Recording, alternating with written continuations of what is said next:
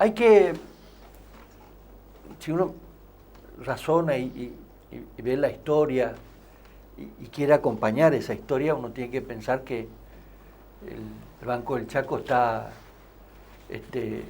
celebrando un aniversario más y ha inaugurado sin mucho estruendo ni estrépito, sino con un justo homenaje, sus instalaciones en la sede central, y uno va al banco, ingresa al banco. Nosotros, como tenemos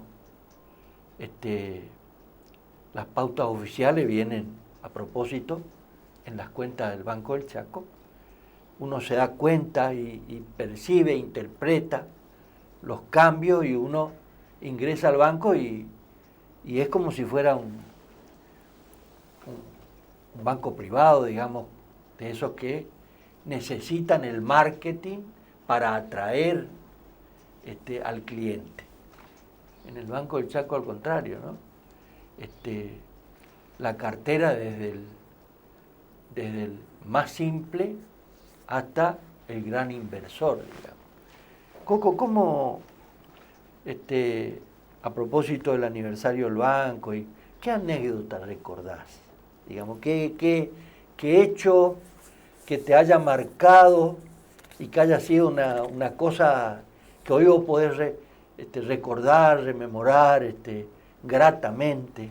¿Qué pensás? Bueno, para mí lo más grato de todo esto es poder haber reabierto el banco y que hoy esté donde está, ¿no es cierto? Eso es una satisfacción que va a ir conmigo hasta la tumba. Pero bueno, anécdotas hay unas cuantas de todo tipo, que se dieron sobre todo en los momentos críticos de la lucha, porque fue muy, en algunos aspectos, hasta violento. Me acuerdo que el gobierno de Tahuín tenía un directorio que lo presidía el doctor Sugar, excelente profesional y excelente persona. Contra él no tenemos absolutamente nada, pero tenía un vicepresidente muy complicado, que era un contador, y que ya cuando el banco estaba en este proceso ¿Te acordás el nombre? del decreto, sí, no lo voy a decir. No lo vamos a decir. ¿Y qué es la historia? Ya pasó. Ya. Sí. A lo mejor si ustedes buscan los diarios de esa época, al norte de esa época, sale un domingo un título que el Banco del Chaco es una toldería, un domingo. Yo recuerdo que leí ese artículo y me quería venir ese domingo mismo al banco y encontrarlo a este personaje.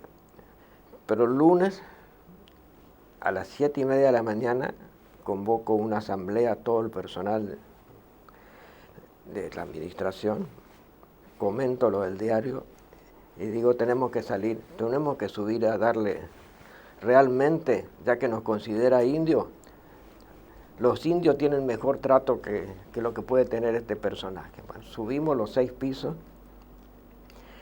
no dejé entrar a nadie a la oficina de él era el vicepresidente, entré yo solo, le digo, yo los voy a llamar. Bueno. Y bueno, empezó un escarceo verbal bastante violento y fuerte que terminó encima con mi físico, mi riado. Él era más grande el doble más grande que yo, en un escritorio inmenso. Me subí arriba del escritorio y le di un bife, ¿no? Y en ese interín entró todo el resto de la gente. Éramos casi 300 tipos, 300 compañeros en el 6º piso. Fue empujones va, empujones viene. En eso llegó el doctor Suda, que no estaba.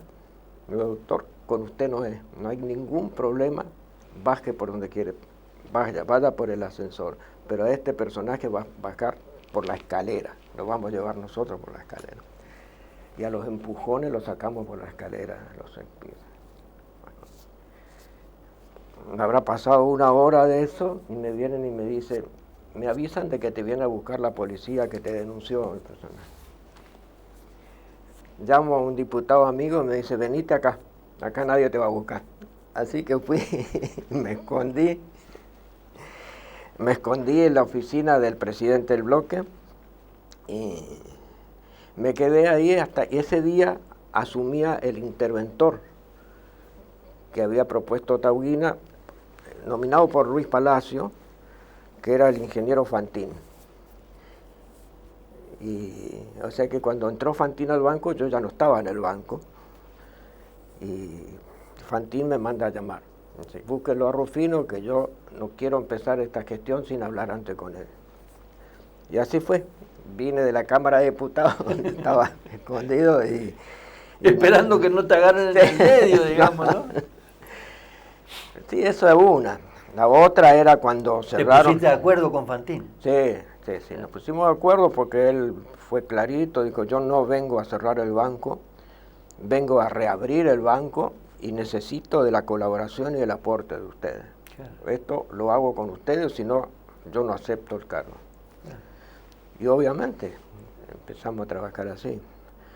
Ese fue un momento para contar. El otro momento fue cuando se cierra el banco propiamente dicho, el directorio, que ya no era más el directorio porque había un decreto que lo cerraba,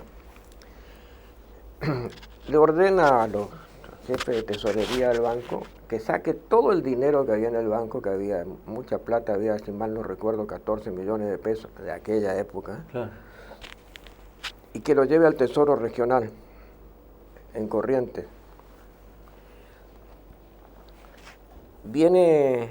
Siempre tenemos informaciones, tenemos de todo lo que pasa allá dentro del banco, pero entonces me dice, mira, se están por llevar toda la plata al Tesoro Regional, nos van a dejar cero. Y nosotros no podíamos dejar salir esa plata. ¿Qué pasaba? El directorio estaba en infracción en aquel momento se llamaba DGI, no era FIP como ahora. Claro. Y tenían miedo de caer en la penal tributaria. Claro. Entonces quería llevar toda esa plata para pagar toda la deuda que se tenía con la FIP impositiva. Bueno, cuando nos enteramos que sale el auto con esa plata para el Tesoro de Corrientes, va otro auto con un grupo de compañeros nuestros detrás, persiguiéndolo. Lo encuentran en Corrientes, esto es todo histórico, verídico. Lo paran y lo hacen volver. Y vuelven con toda esa plata adentro, quedó en el tesoro del banco. Y ahí en el grupo nuestro de jefe se dispuso que ese dinero únicamente lo iba a manejar el tesorero con el contador general del banco y se iba a abrir 1 o 2 veces por mes únicamente para darle lo mínimo indispensable a cada empleado para que pueda pagar los servicios y no le corten la luz, el agua en la casa y pueda comprar algo de comida. Y así fue. Con esa plata nosotros administramos los 2 años y pico de 28 meses que estuvo el banco cerrado. Qué bárbaro, esa es una historia que cuando se escriba, porque realmente no conocía yo esta segunda, ¿no? La otra sí conocía, pero esta segunda que estás contando no conocía, y realmente es muy fresca, muy exquisita, digamos. Sí. No, hubo amenaza que venía Gendarmería a echarnos, ya habíamos planificado que Gendarmería no iba a entrar, o si entraba iba a entrar con la cabeza nuestra, pero por suerte primó el buen criterio dentro del gobierno y ordenaron de que no haya represión, ¿no? Hoy, ¿cómo está la situación en función de la relación con el gobierno? Considero que Capitanich es un dirigente político dialoguista, digamos. No así Pepo, por ejemplo.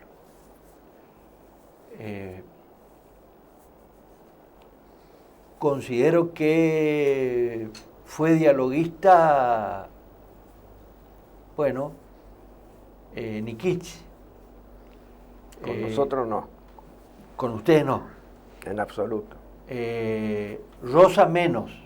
No, con Rosa sí tuvimos cierto diálogo. Con Niquís no. Niquís aún cuando era vicegobernador de Rosa no hacía la vida imposible. ¿Ah, sí? ¿Cuál fue el motivo, Coco? La información que yo tengo, a lo mejor esto no debería contarlo porque es historia, Coco. Claro, el padre de él había sido director del Banco del Chaco en la época del proceso. Sí. ¿No? Fue presidente de la Federación Económica. Era presidente de la Federación Económica y en ese carácter el gobierno militar de Serrano lo seguía a las empresas, a las cámaras empresariales, ellos seguían ocupando un lugar en el directorio del banco.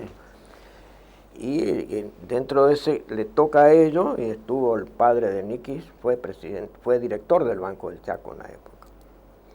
Y bueno, obviamente, yo era delegado gremial, estábamos totalmente enfrentados, peleados, y a veces los chaqueños que intervenían en nombre de los militares, de la intervención militar, eran peor que los foráneos en su comportamiento con nuestra gente. Sí. ¿Me entienden lo que es? Sí, bueno. sí.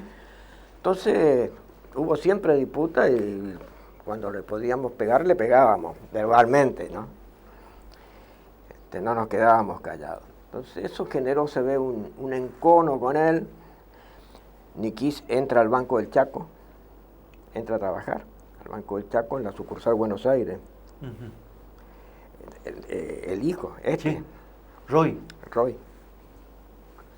Estuvo un tiempo y después se fue del Banco del Chaco. Estuvo trabajando en Castelli, en la sucursal de Castelli, y dejó Castelli. O sea que fue bancario en algún aspecto, pero su experiencia como bancaria fue pésima. Probablemente eso le haya quedado algún tipo de resentimiento, ¿no? De resabio, ¿no? Sí, y sobre todo conmigo, porque eso se lo dijo a otro compañero mío. Y bueno, cuando podía demostrarlo, demostraba. Pero con Ángel no hubo ese tipo de problema, al contrario. Era más abierto. Más abierto. ¿Con quién de los gobernadores? Con Coqui, me comprende la general de la ley, yo a Coqui lo conozco cuando era estudiante, claro, en la facultad, estudiaba junto con mi hijo en la facultad. Él estaba 1 o 2 años más adelantado, ¿no? O sea, que militaba también mi hijo militaba con ellos. Claro.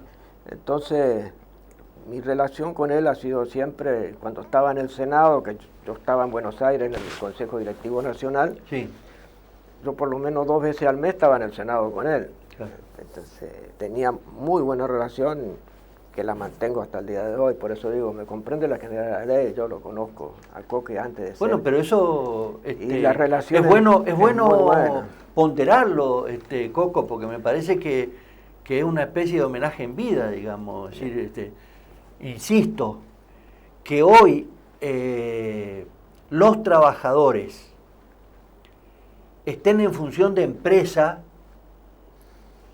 son pocas las experiencias que hay en el mundo, digamos. En el mundo no existe. En el sistema financiero, porque lo hemos averiguado, no existe la experiencia de la participación de los trabajadores en la dirección de la empresa. No existe. Acá en la Argentina, menos. No hay. Eso nunca se le dio el valor. No, nunca se le dio. Me parece, aparte porque ustedes tienen perfil bajo, como te decía, en el entretiempo, en la pauta publicitaria, en el intervalo publicitario, digamos, ustedes son de austero, de perfil bajo, no estrépito de imágenes ni nada de esa que se le parezca, digamos.